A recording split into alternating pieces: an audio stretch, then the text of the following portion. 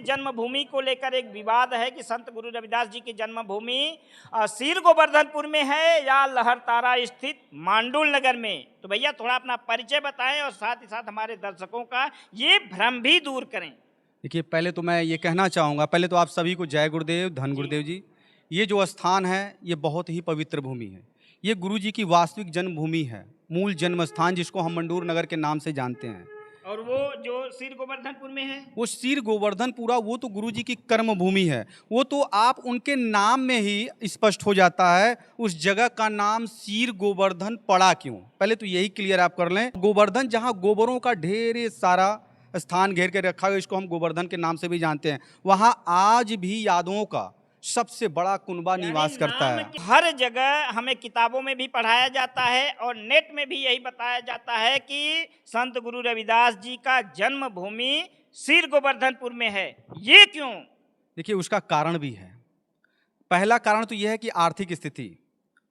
उनके पास कई वीडियो उपलब्ध हैं जो कि जहां भी आप नेट पे भी उन्होंने अपना जगह बना चुका है, ताकि अगर कोई नेट में सर्च भी करे अगर गुरु रविदास महाराज जन्म स्थान के नाम पे, तो वो सीर गोवर्धन ही दिखाएगा।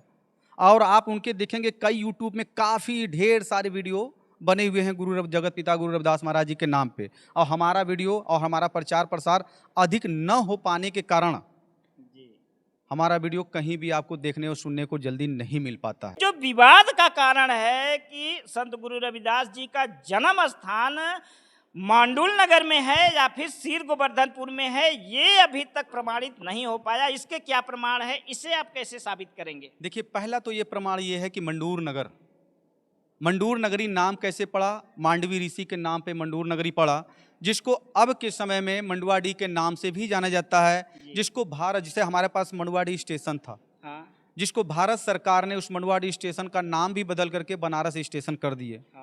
हमारे पास कई धरोहर थे, जैसे गुरुजी ने अपने शब्द में ही आज से 648 वर्ष समय में गुरुजी ने अपने शब्द में ही मंडूर नगरी का जिक्र कर दिए थे कि काशी डिंग मांडूर स्थाना शूद्र वरण करत गुजराना। मांडूर नगर में लीन अवतारा रविदास शुभ नाम हमारा। कहने का अर्थ यह कि काशी में एक ऐसा स्थान जहां पे शूद्रों की बहुत बड़ी आबादी निवास करती है। ये गुरु रविदास जी के ग्रंथ में उनकी चौपाई में है, एकदम है, पूरी चौपाई में है, सभी चौपाई में। मेरे पास तो स्थान का वर्णन उन्होंने अपनी किताब में किया है। एकदम पूरा वर्णन मिला हुआ है इसमें, पूरी किताब में है 1973 से। किताब का नाम बताएंगे? हाँ, मैं जरूर बता दूंगा।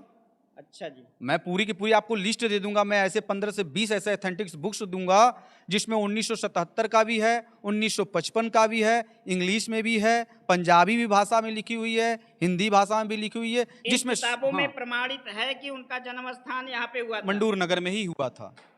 अच्छा जी। हाँ, क्योंकि आज भी पूरी काशी बनारस में सबसे बड़ी आबादी अपनी चमार कौम की ये मंडूर नगर ही है। इससे बड़ी आबादी आपको पूरी काशी बनारस में देखने और सुनने को नहीं मिलेगा। और वहाँ जो सीर गोवर्धनपुर में वहाँ उनकी बस्ती नहीं है ना।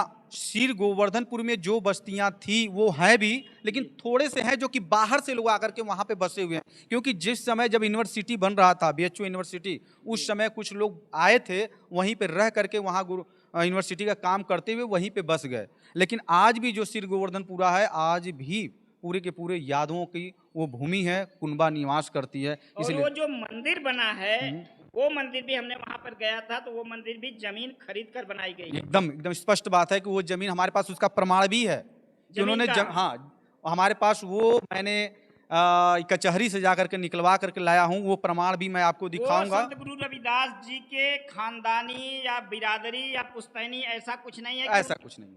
वो दूसरे बिरादरी की जमीन खरीद कर बनाई गई है। बनाई गई। और वो मंदिर जो बना है, क्या उस मंदिर में स्थानीय लोग रहते हैं, बनाए हैं, या फिर बाहर के लोग हैं? नहीं, बाहर के लोग बनाए हैं। जब बाहर लोग नहीं बनाए हैं। और यहाँ का जो मंदिर है जो यहाँ पे है, यहाँ के लोग में भी क्या बाहरी हैं या फिर यहाँ आपको जितने भी मिलेंगे जी, सब के सब यही मंडूर नगरी के निवासी ही मिलेंगे। यहाँ बाहर के लोग, बाहर के नहीं, ऐसा कुछ नहीं है ना।